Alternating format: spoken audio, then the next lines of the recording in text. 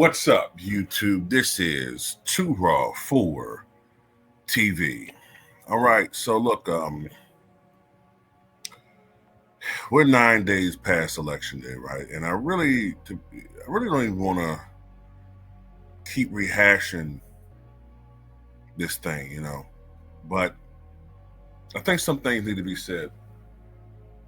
I notice that the Democrats are continuing to play the blame game. They're pointing the fingers at other people for their own failures. They're blaming Latinos. They're blaming still black men. Um,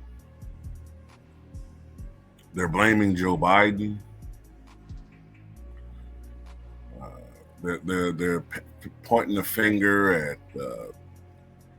members of Team Harris. You know what I mean? As far as the strategy, whatever. They're blaming everybody except for the people who they need to blame, and that's themselves. This was an election that was winnable. Even with how, in my opinion, how terrible Kamala Harris was as a candidate. She was being pumped up with enough media steroids.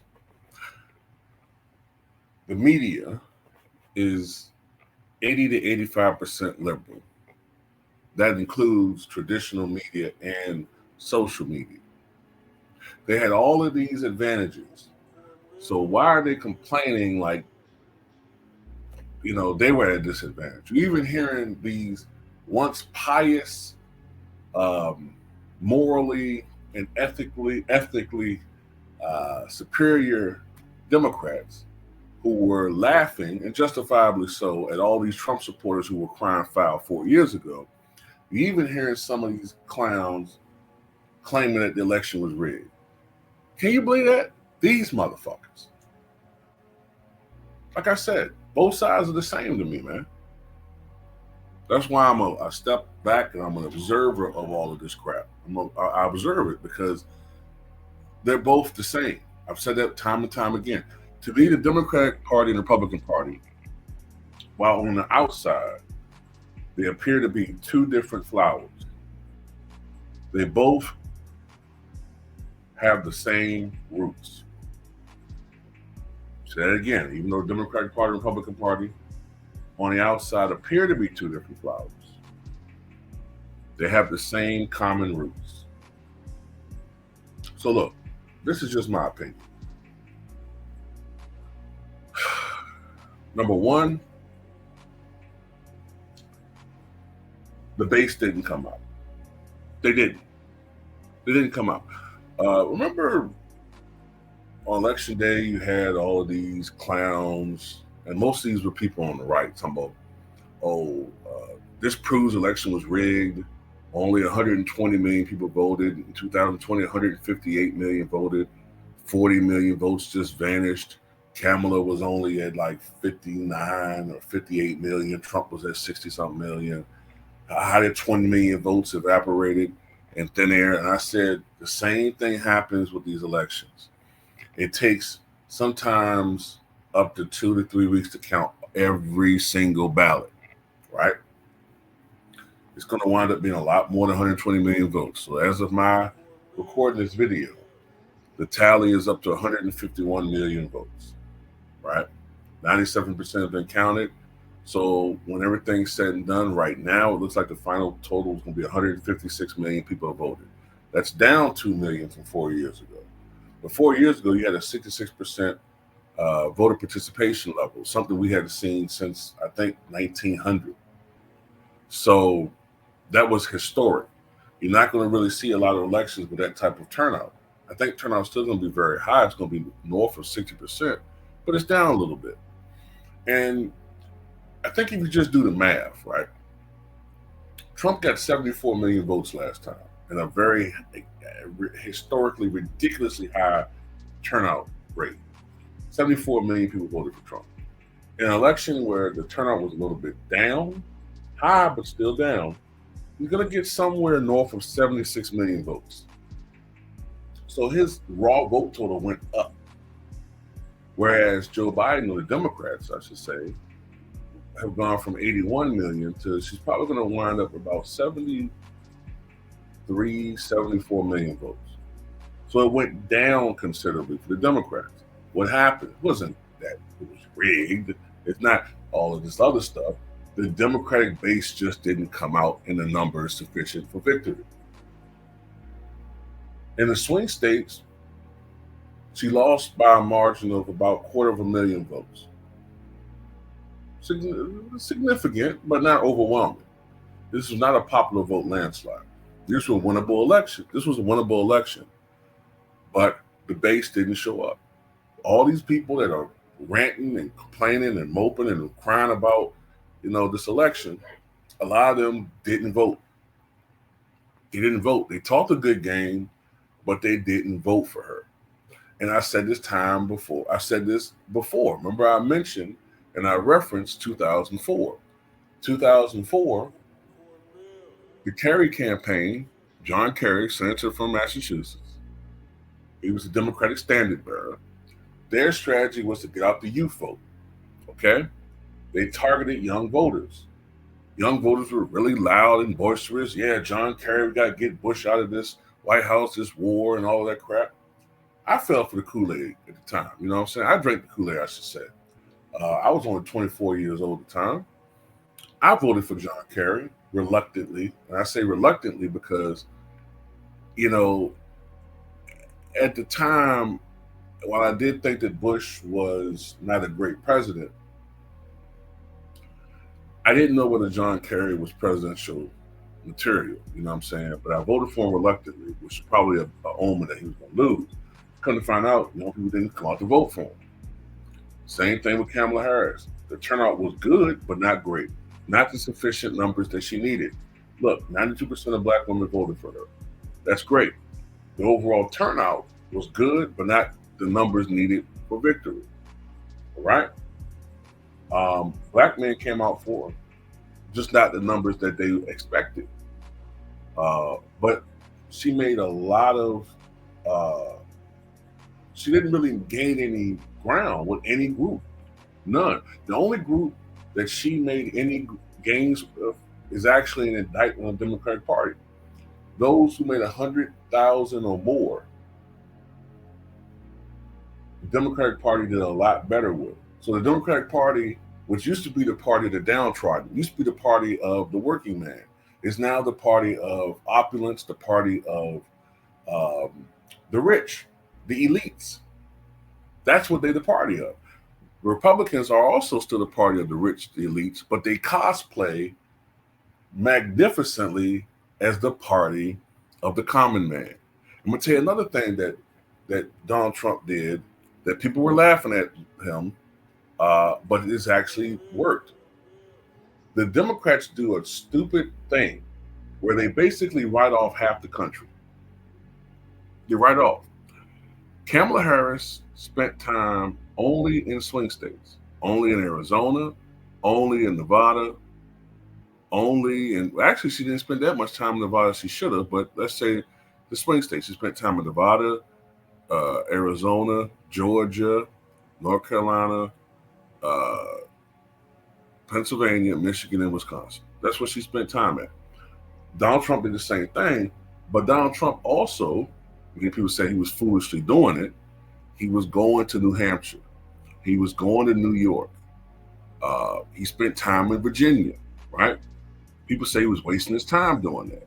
Now, while he didn't flip those states, you saw that in those states, New Jersey, another one, people say he was wasting his time. The media said, oh, he's wasting his time. Those are deep blue states.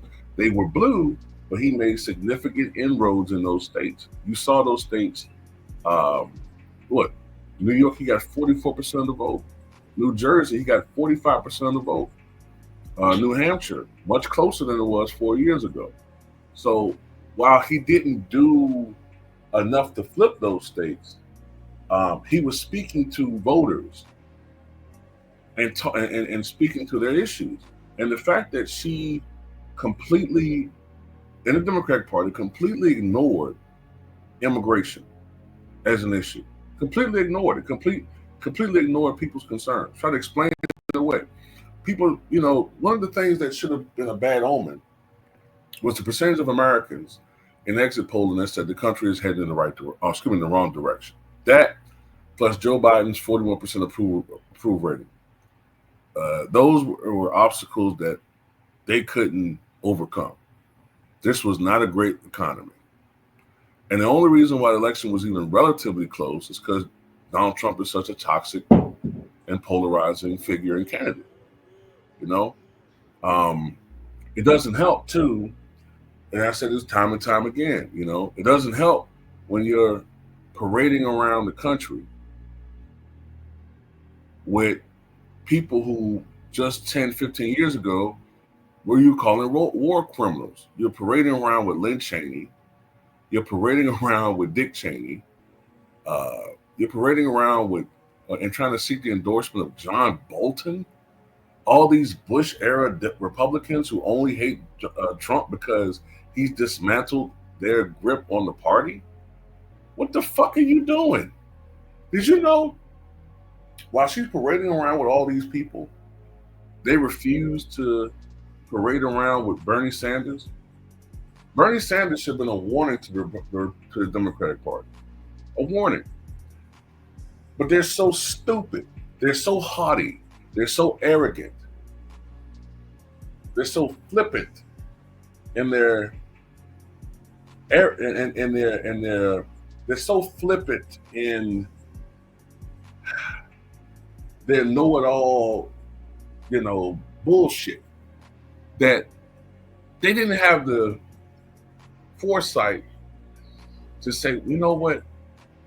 Maybe the Bernie Sanders phenomenon is a warning to us. Maybe we're neglecting the working class Americans. Maybe we're neglecting a core constituency, which has been the main cog of the old FDR New Deal coalition, which lasted 36 years.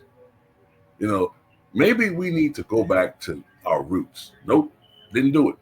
That's why Bernie Sanders almost wrested the nomination from Hillary Clinton in 2016 until they used the superdelegate clause to rip it from Bernie.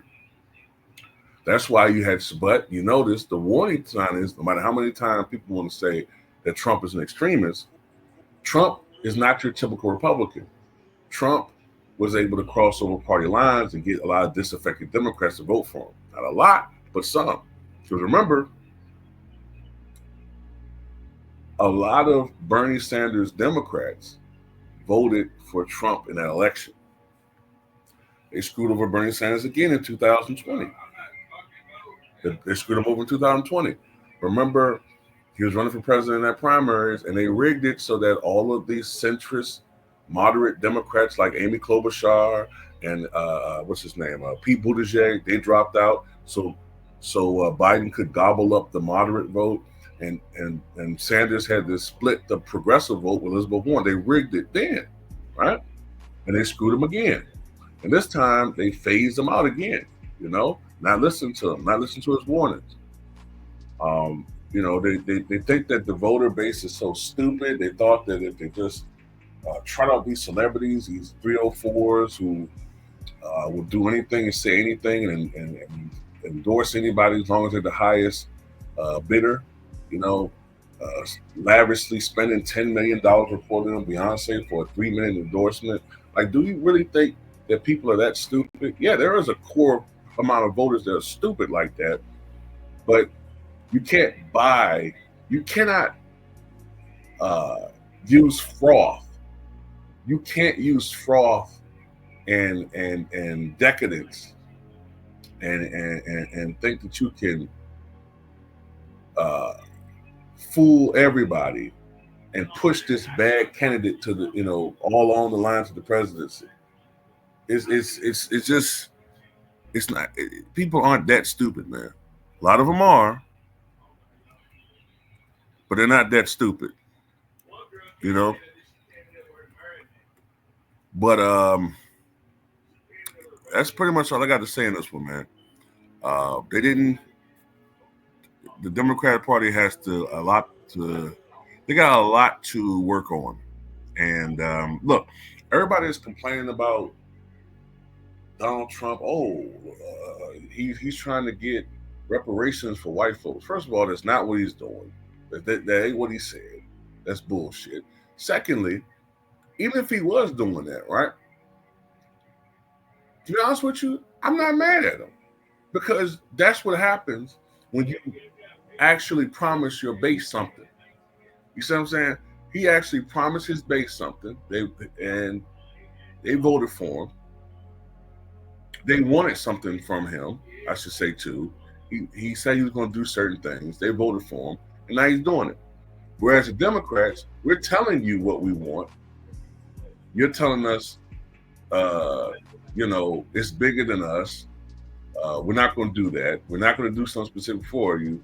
But then you get mad we don't vote for you. Don't make any sense. You can get mad all you want to, get in your feelings, unsubscribe from me. Fine. That ain't going to change the outcome of this election. And maybe if you had listened to me, maybe you would understand what's going on. And if any of these Democratic Party leaders or regulars listen to people like myself, maybe you won this fucking election. So we had to pull this power move. We didn't. A lot of us either voted third party or we set our asses home, slouched on the couch. And now you lost. And you've lost not just the presidency, you lost the Senate. You already didn't have the House. The Supreme Court is conservative. And now you're moping around. Now millions of users have left X and gone to, what is it called, Blue Skype or something, Blue Sky. All these liberals are swearing they're not going to, have sex with men as punishment. Like, you're doing nothing but hurting yourself. You're doing nothing but hurting yourself. Nobody cares. And at the end of the day, the ones who shaving their head, you're making it obvious who you are. Okay, that's one of them crazy feminists. All right. And more than likely, you weren't probably that desirable any goddamn way, not because of the way you look, but because of the way you act, But anyway, Democrats just need to make adjustments.